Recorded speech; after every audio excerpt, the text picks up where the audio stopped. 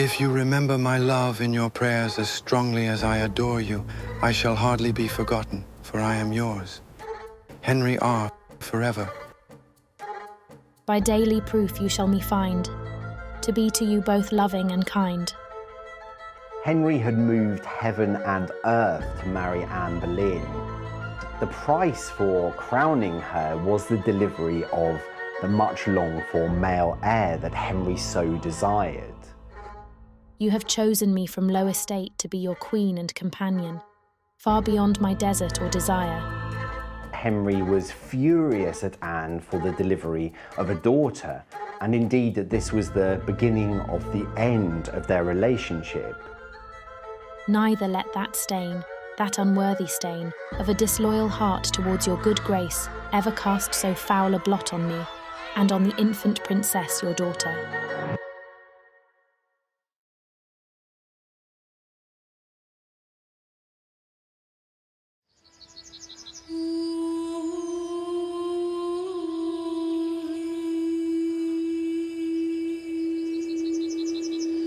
In the year of our Lord, 1526, I stand as sovereign, anointed by God above all earthly dominions.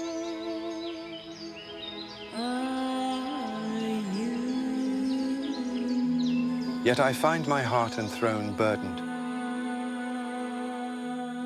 For my marriage to Queen Catherine hath yielded no heir male to secure England's future. My counsellors murmur, the kingdom stirs in unrest. And I see before me a nation in need of strength, of continuity, a son to uphold our legacy. While our forces test their mettle against the French in this second campaign, I find my heart embattled in another war. A struggle of conscience, duty, and passion.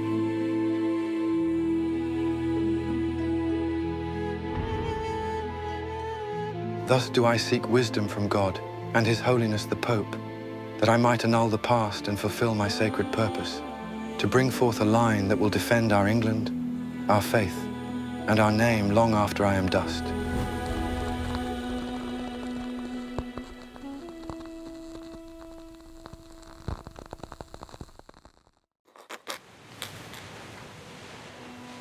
"7 long years spent in France, and now I do return to England's cold and callous shores.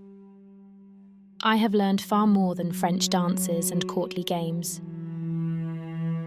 I have learned the very art of presence, how a woman may command and compel without the utterance of a single word. My sister Mary knoweth what it is to be desired. Yet I do intend to be far more than a fleeting delight." Anne was born a traditional Catholic in a traditionally Catholic family. But her father was a diplomat abroad, and he was able to secure her coveted positions at 2 European courts. Firstly, at the court of Margaret of Austria, who was famed for educating women, and then also at the court of France, where Anne was exposed again to new ideas and new ways of thinking. This was a vibrant Renaissance court.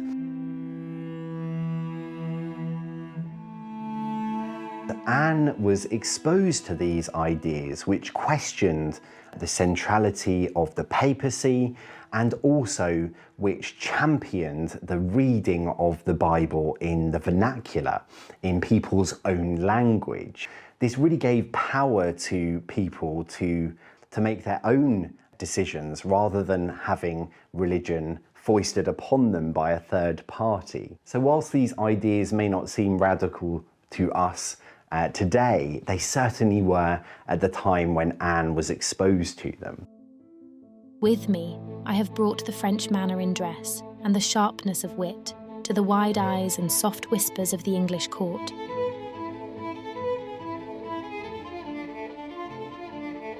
My gowns, my laughter, my ready tongue, all do leave them bewildered, yet I see how their eyes linger. Soon they shall envy what they now mock. Henry VIII was actually quite slow in his advances towards Anne Boleyn, who joined his court in 1522. He actually had a relationship with Anne's sister, Mary Boleyn, in the interim years before he turned his attentions towards her. But we know for certain by 1526 that Henry VIII was falling head over heels in love for Anne Boleyn. She was not prepared to throw herself away as a mistress to the king.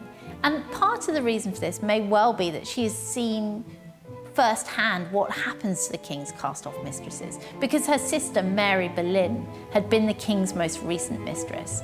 She was the king's lover for several years, may or may not have borne him children, and when the relationship ends and Henry tires of her, he simply discarded her. Mary Boleyn got very, very little from her relationship to Henry VIII. My mistress and friend, I and my heart put ourselves in your hands, begging you to have them suitors for your good favor, and that your affection for them should not grow less through absence.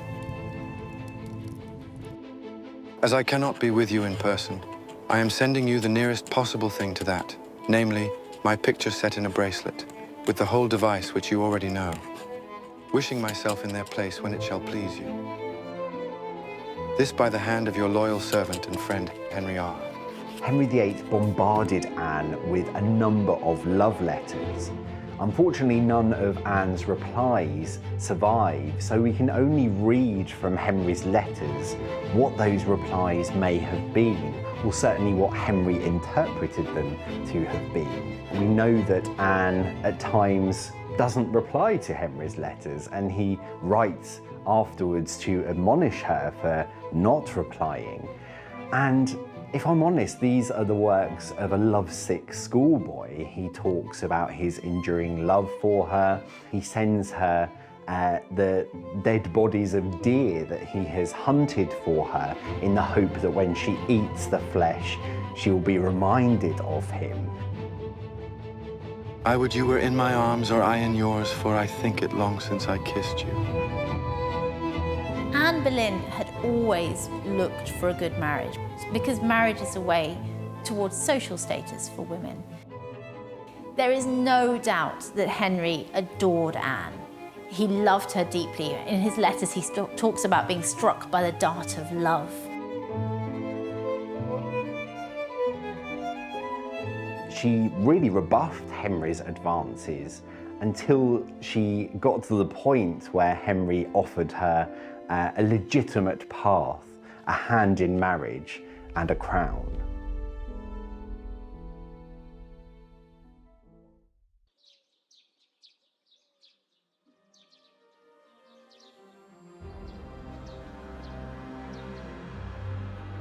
God's wounds, how am I, a king anointed, to be denied my heart's desire by earthly bonds and barren union?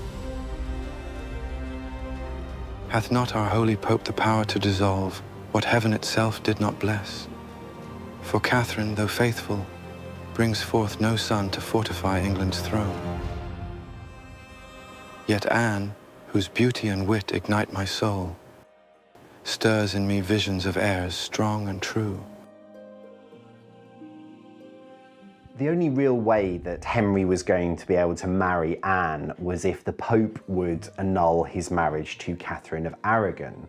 And Anne and Henry knew that the best mechanism for achieving that end would be through the king's minister, Thomas Wolsey. Unto my trusted Cardinal Wolsey, I do bestow this charge, to go before Rome and seek the Holy Father's favour in this most grave matter. Let him press upon his holiness the plight of England and the need for annulment, that I may wed Anne and secure the realm's future. By his cunning and God's grace may our cause find favour. Henry wanted to annul his marriage to Catherine of Aragon on the basis that she had been his brother's wife. So they're related to within the first degree of affinity. They are, as far as the church is concerned, brother and sister. And his argument is that you cannot dispense such a marriage. And such a marriage cannot be permitted. It is against church law. 'Tis a weight upon my soul that I have lived all these years in union with mine own brother's wife. Can it be that our barrenness is heaven's judgment upon this sin? What is quite ironic is that when he first sends to the Pope to request his annulment, his messenger also has a second request for a dispensation to allow him to marry a woman within the first degree of affinity to him. And this is because his sexual relationship with Mary Boleyn has created the same relationship between him and Anne that exists between him and Catherine of Aragon.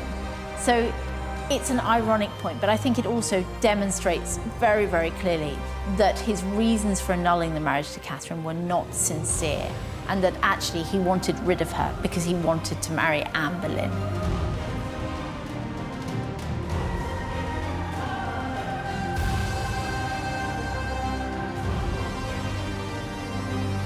While the Pope is in the Emperor's power, he will never grant the annulment of the Emperor's aunt's marriage.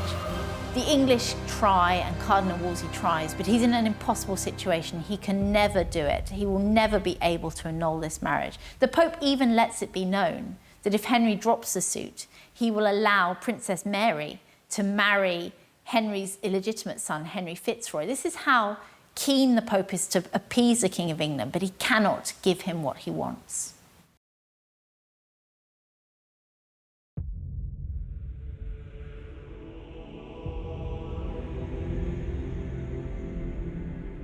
Wolsey ultimately fails to secure an annulment for Henry from his marriage to Catherine of Aragon, and this leads to his dramatic fall. Wolsey, who swore Rome's blessing upon my cause, now returns empty-handed. By his own failure, he stands a traitor to both crown and country, and for such betrayal, there can be no pardon.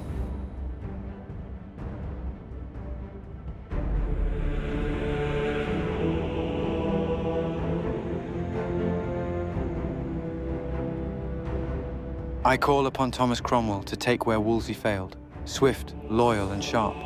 He will see my will done and secure England's future.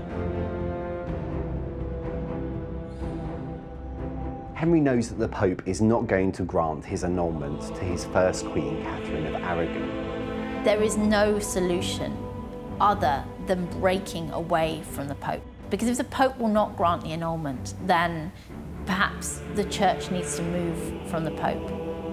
And therefore he is greatly influenced by these new thinkers, including Anne Boleyn, and taking the unprecedented step to break with the Church of Rome and to install himself as king, as the head of his new church. As soon as Thomas Cranmer is confirmed as Archbishop of Canterbury, he disavows his oath of allegiance to the Pope and declares the English Church separate from Rome, with the king as its supreme head. And this is the moment that the English Church goes its own way. In order to do this, Henry actually elevates himself beyond kingship and proclaims that he is an emperor of his own empire. This is really the beginnings of the British Empire. This is where it all begins.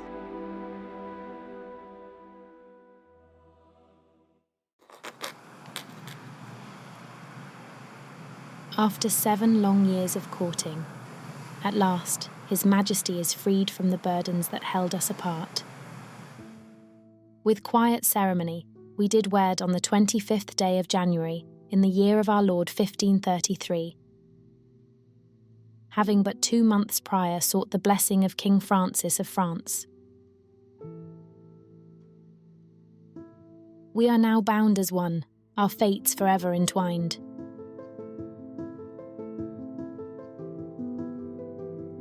This day, I crown mine chosen queen, Anne, with the ancient St. Edward's crown, a mark reserved but for monarchs alone. Let all who behold her see England's future, sovereign and resolute. This crown is no mere symbol, it declareth her right as queen, as the woman destined to bear sons who shall uphold our realm. By God's will and mine own command, she standeth crowned in strength and purpose, a new dawning for England. Now that Henry and Anne were married, Henry intended to present Anne to his country as his legitimate second queen, so he affords her an almost more lavish coronation than his own, and it is thought that Henry was actually crowning the child in Anne's belly at the time. In this coronation, I do not only crown mine love and lawful wife, but crown also the hope she beareth within her. For Anne is with child, 6 months grown. As St. Edward's sacred crown resteth upon her brow, I seal not merely her place as queen, but the promise of England's continuance, a son, God willing, to secure our line. God hath blessed me with a daughter, fair Elizabeth. Though they murmured, hoping for a son, I see not shame, but triumph in her bright eyes. She is small yet fierce, with a spirit that I do reckon shall shake kingdoms. Let them scoff, for they know not the power that a woman may wield. I shall teach her this well. In her I see mine own strength, and methinks she shall be the greatest jewel England e'er knew. Henry had moved heaven and earth to marry Anne Boleyn, and the price for crowning her was the delivery of the much longed for male heir that Henry so desired. But the child that Anne had in 1533 wasn't a son.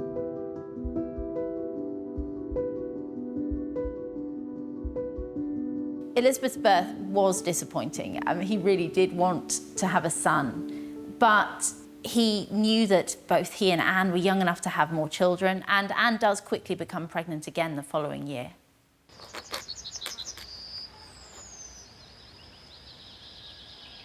Alas, this Christmastide hath brought me naught but sorrow.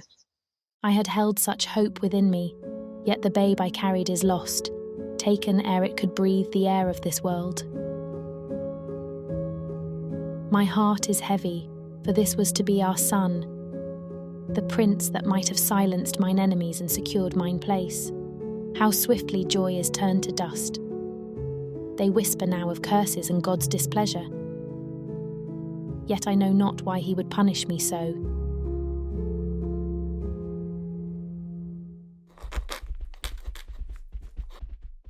After 2 years of tension and trouble, with mine Queen Anne once more heavy with child, I spend my days in sport and jousting, eager and full of pride as I await the birth of my son.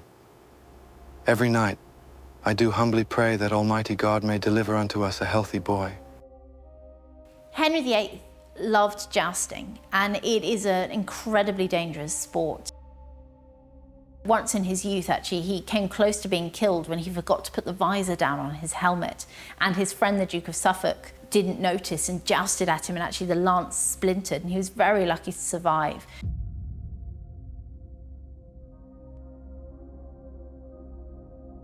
In 1536, Henry suffered a disastrous accident whilst jousting.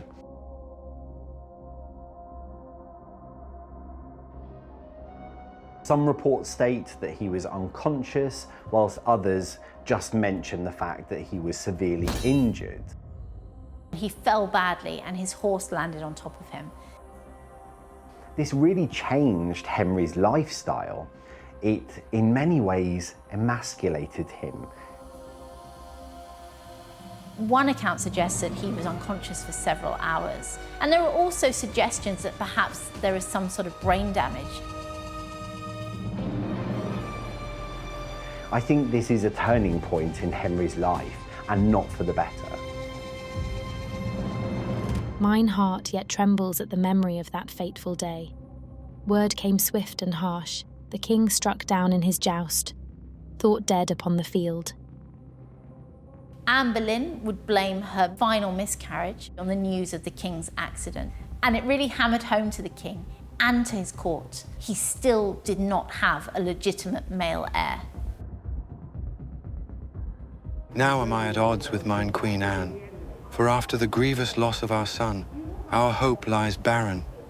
The weight of sorrow hath turned to sharp words, and cold silences betwixt us. and my heart, restless and unsatisfied, doth seek solace elsewhere.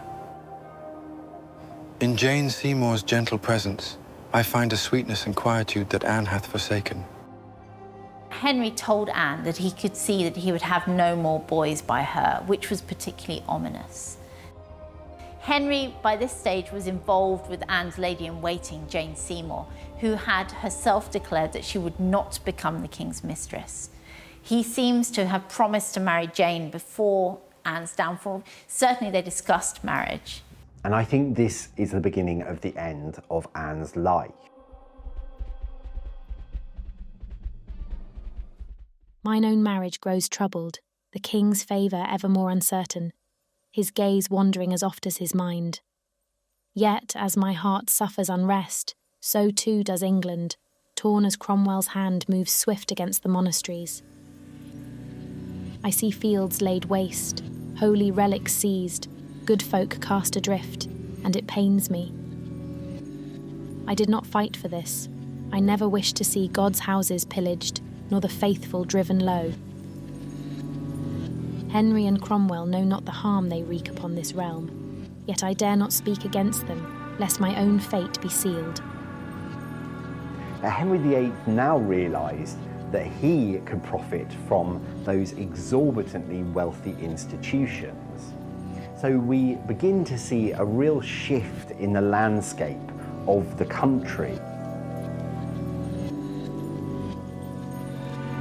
Firstly, the smaller monasteries are dismantled and all of the wealth is funneled back to the crown and really into the coffers of the nobility. Now, this caused great disturbance throughout the country. We have to remember that most of the country is still traditionally Catholic. They rely upon the monasteries not only for education but also for shelter. They really act as almost the safety net of the country. This causes enormous tension throughout the country. There are increased rioting and also rebellions, and this leads to enormous bloodshed and tension throughout the country. Whilst Henry and Cromwell were intent on plundering the spoils from the monasteries and funneling the funds into their coffers, Anne had other ideas. She believed that the wealth from the monasteries should be distributed, much as the monasteries had done, to the common people by way of establishing educational facilities for the masses. The masses had relied upon the monasteries for education. So this set Cromwell and Anne against each other, and Anne actually threatened Cromwell at this point with his head. Cromwell retreated from court, and upon hearing that the king wanted out of the marriage, he returned and fired directly at Anne's head.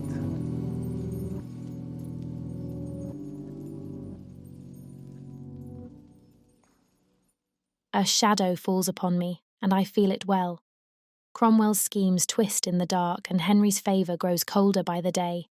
Whispers reach mine ears, and I cannot shake the fear that they plot to rid themselves of me. Once I held the king's heart. Now it seems but a memory. I remind you, madam, that I am king, and therefore you will honour and obey. I pray that God shall keep me safe from those that now do circle me like wolves. The end for Anne came very quickly. On the 30th of April 1536, Mark Smeaton, who was a young musician in her household, was invited to dine with Thomas Cromwell. And this was a really flattering invitation for Smeaton. When he arrived, he was immediately arrested and interrogated, possibly under torture. And by the next day, he had confessed to adultery with Anne. Anne almost certainly knew nothing of this. She attended the May Day jousts at Greenwich with Henry VIII, and she would have been alarmed when Henry suddenly got to his feet and stalked away, having received a message. She would never see him again.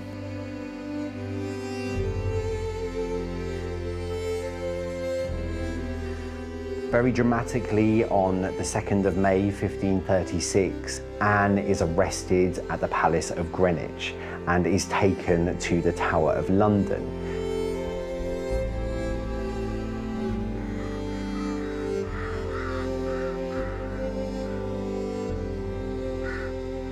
She has no idea why she has been arrested, but two people do: her husband, Henry VIII, and his minister, Thomas Cromwell. Cromwell is almost certainly the architect of Anne's downfall, but Henry is the commissioner. He is the power behind this dreadful move. These days, I find mine mind troubled, weighed down by the counsel of Cromwell, who revealeth grievous accusations against my queen, treason, adultery, even incest. To uphold the honor of mine crown, I have commanded her to the Tower, where she shall await judgment. It pains me, yet such betrayal I cannot abide. Anne is accused of adultery with no less than 5 men at Henry's court. And indeed, one of those men is her brother George, so the charge of incest is added to the increasingly growing list of charges. She is also accused of imagining the king's death, the penalty for which is treason. I stand accused, yet I know not the truth of these grievous charges laid against me. Treason, adultery, aye, even incest, crimes I would ne'er commit. Mine mind doth reel within these prison walls, for I see neither cause nor justice in this. How swiftly they do twist their words to paint me false. He knew that Anne wasn't protected like Catherine was by a foreign power, and therefore she was much more easily dispatched than Catherine. I do plead with God and with mine sovereign Lord to spare mine life, that I may yet live to raise our daughter in peace. But alas, mine hopes do feel but small and faint.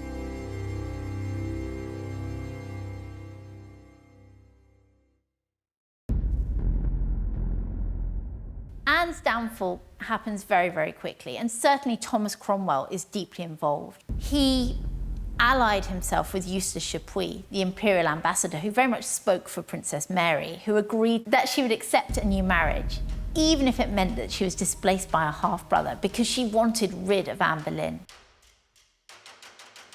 Chapuis and Cromwell were also in contact with the Seymours, particularly Edward Seymour, Jane Seymour's brother, who was very much coaching her on how to act around the king. So there's a very powerful party against Anne. However, the fall cannot have happened without Henry.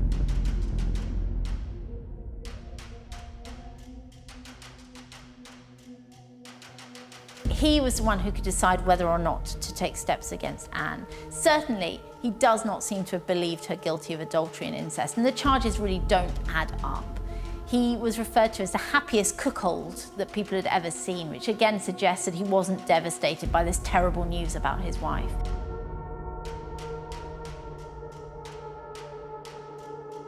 Henry is clearly the driving force behind the decision to rid himself of Anne and take a new wife. I have no choice but to end her life, for Anne hath brought upon me naught but betrayal and turmoil.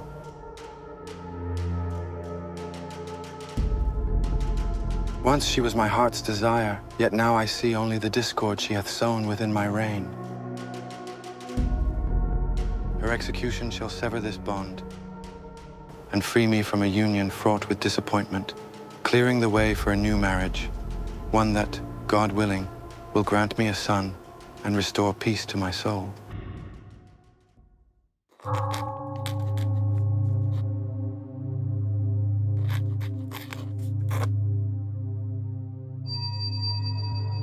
Your Grace's displeasure and my imprisonment are things so strange to me, that what to write or what to excuse, I am altogether ignorant. Try me, good king, but let me have a lawful trial, and let not my sworn enemies sit as my accusers and as my judges. Yea, Let me receive an open trial, for my truth shall fear no open shame. My last and only request shall be, that myself only bear the burden of your grace's displeasure, and that it may not touch the innocent souls of those poor gentlemen, whom, as I understand, are likewise in strait imprisonment for my sake. If ever I have found favour in your sight, if ever the name of Anne Boleyn have been pleasing in your ears, then let me obtain this request.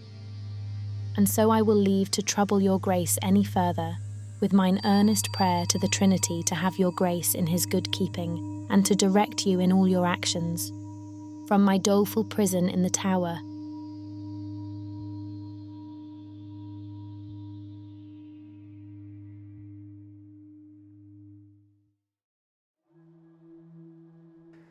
On the 19th of May, Anne was led from her apartments at the Tower of London at 8 a.m.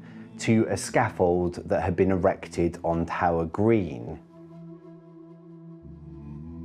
Everything that was to happen to Anne on that day had been carefully planned by her husband, Henry. She was led through a crowd of perhaps 2,000 people to the scaffold, which was draped in black. And as she mounted the scaffold steps, it was noted by observers that she looked calm, and some even said that she had never looked so beautiful. She then turned and addressed the crowd and gave what was really an archetypal scaffold speech. There were set elements to such speeches, such as praising the king and also asking the crowd to pray for her. But what Anne doesn't do in this moment is admit her guilt. This was expected of someone at the point of death, but Anne defiantly stated that while she recognised that she had been found guilty according to the law, she would speak nothing against it. I have commanded that the finest swordsman from France be brought forth, that Anne may meet her end swiftly and with due mercy. Let a cannon be fired once the deed is done, so all shall know the matter is finished, and my throne stands cleansed of her treachery. She paid the executioner the sum of £23, 6 shillings and 8 pence, which was roughly 2 years' wages for a skilled labourer. Anne then knelt into the straw, and one of her ladies blindfolded her, and she prayed, "To God I commend my soul, Lord Jesus, commend my soul." The executioner then grasped the sword from beneath the straw, but called to his assistant for his sword, and then looked blindly to the moving assistant as the executioner swung the sword and severed her head from her body.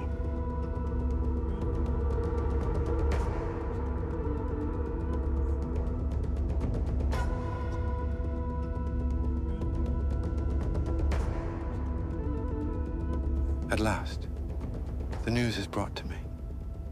Anne is dead. The cannon hath sounded, and with it, the end of her troubled presence in my life. I feel the weight lift, as if a storm hath passed, leaving calm in its wake. What is done is done. Now I may look forward, unbound and free to shape my realm anew.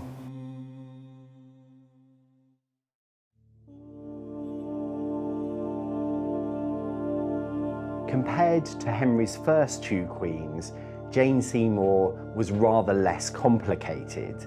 She was rather meek and slightly milder than Catherine and Anne, and was certainly happy to be more pliant to Henry's will. Barely a fortnight hath passed since Anne's end, and now I take Jane Seymour as my new queen. In her quiet grace, I find a balm to my spirit. Jane bringeth with her a grace and modesty that replaceth the lavishness of Anne's household. Gone are the excesses and indulgences. In their place, Jane brings formality and quiet dignity. She is the very image of a queen in virtue and composure, a fitting companion to uphold the honor of the crown.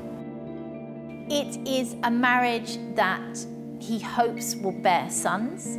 Jane comes from a very fertile family. She has many brothers, and he's hopeful that Jane will prove a very different wife to Anne Boleyn.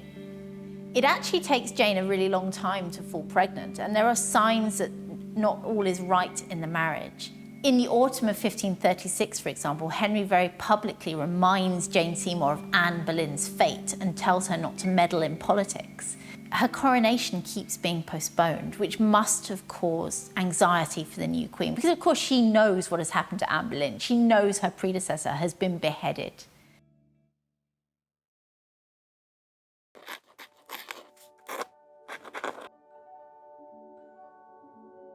Finally, at the start of 1537, Jane realises she's pregnant, and when she feels the baby quicken, so she feels the baby move, the whole country erupts into celebration. Henry is incredibly solicitous throughout her pregnancy. He vows to remain close to her so she's not frightened by any rumours. This is probably a reference to Anne Boleyn's final miscarriage and the fact that she blamed it from Henry's fall from a horse. After many years of heartache, Jane Seymour finally gave Henry the son and heir that he so desperately craved. When Jane goes into labour in October 1537, the whole country hold their breath, and it's a very long, very arduous labour. Finally, after 2 days, Jane gives birth, and it is a healthy prince, and everybody celebrates. Henry was elated. There was much celebration throughout the kingdom, and lavish feasts and jousts were prepared. This is the moment that Henry has been waiting for nearly 30 years. At long last, my prayers have been answered. A son is born. Young Edward, my heir, my legacy. My heart is elated beyond measure, for now England's future is secure, and my line shall endure. God hath granted me the greatest gift of all. And everything seems all right with Jane. She seems to be recovering well. She's able to send out the official birth announcement shortly after the birth. However, the day after the christening, it's realised that she has a fever and she is suffering from childbed fever. Childbirth is a very, very common form of death for women in the period. And Jane holds on until the 24th of October, 12 days after the birth of her son, before sadly dying in the night.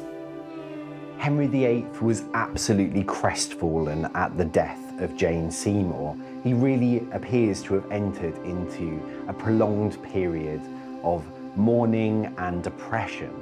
Henry at this point had gone through a huge amount of heartache.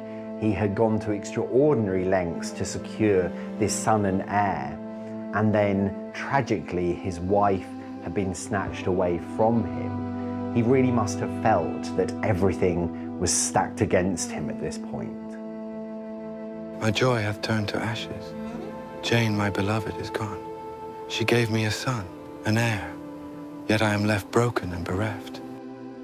The light she brought to my life is now but a shadow, and in my heart there is only sorrow. England may rejoice in Edward, but I am lost without her. Henry was devastated by Jane's death. Usually when his wife died, often because he caused the death himself, he had another candidate lined up for wife. But with Jane, it came as a complete shock. It came at the moment that he was happiest. She had given him a son. From the moment of her death, she undoubtedly became his most beloved wife. She is the wife that he chose to be buried with. She is the wife who people prayed for her soul at court and in churches. He insisted that she was memorialised. She appears in paintings of the Tudor dynasty commissioned after her death. She was always his favourite wife, and it's really because she gave him his son, even at the cost of her own life. He secluded himself away at Esher Palace for a time and does seem to have sincerely mourned her. However, Of course, he only had one son, and he knows from experience, he knows from his own brother Arthur, that one son is not enough for a king. And so almost immediately, measures are put in place to try and find the king a new bride.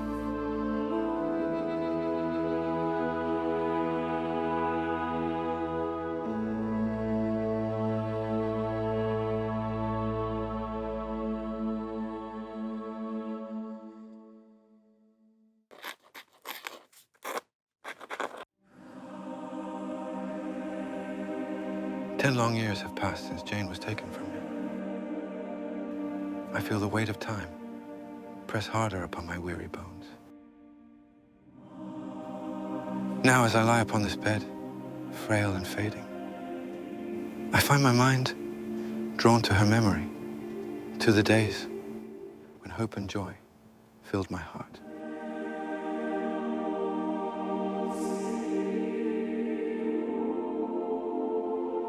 My strength wanes, and though I have ruled with might, even kings cannot escape the quiet approach of death. Soon, I shall be but a memory, and may God grant me peace, as he granted me my Jane. Henry VIII had been ill on and off for the latter part of 1546. And just before Christmas, he leaves the Queen and his daughter Mary and goes to Westminster. And it's clear very quickly that he's dying.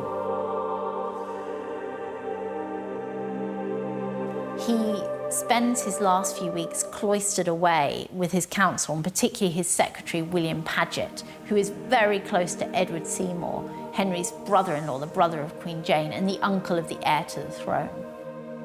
During this period, Henry asks that a new will is drawn up. He'd previously made a will in the early days of his marriage to Catherine Parr, and he seems to have named her as regent in the event of his death. But this new will completely overturned that.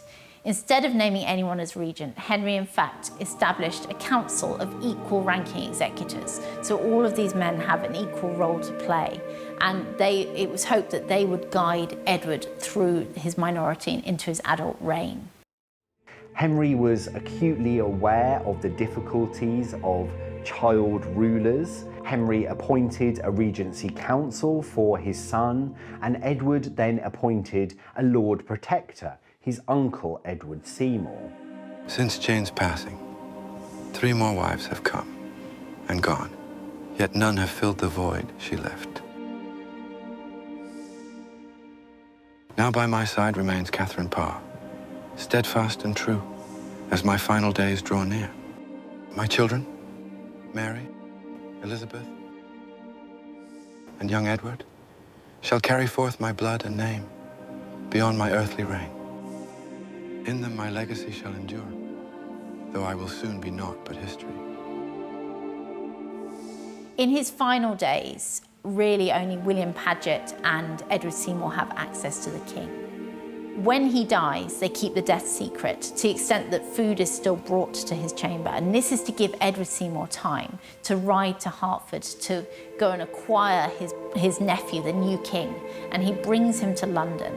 After years of ill health, Henry VIII finally dies in 1547, leaving the throne to his son, Edward, who was only 9 years old.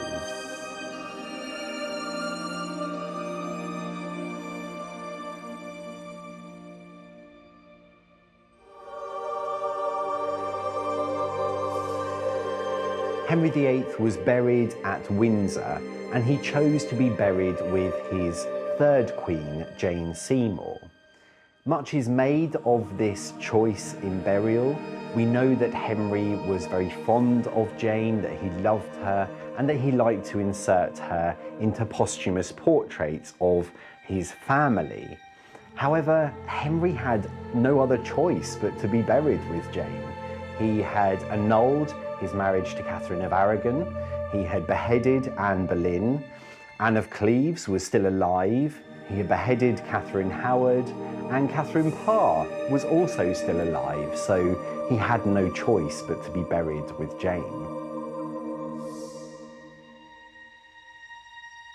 It's very difficult to state whether Henry VIII truly loved any of his wives.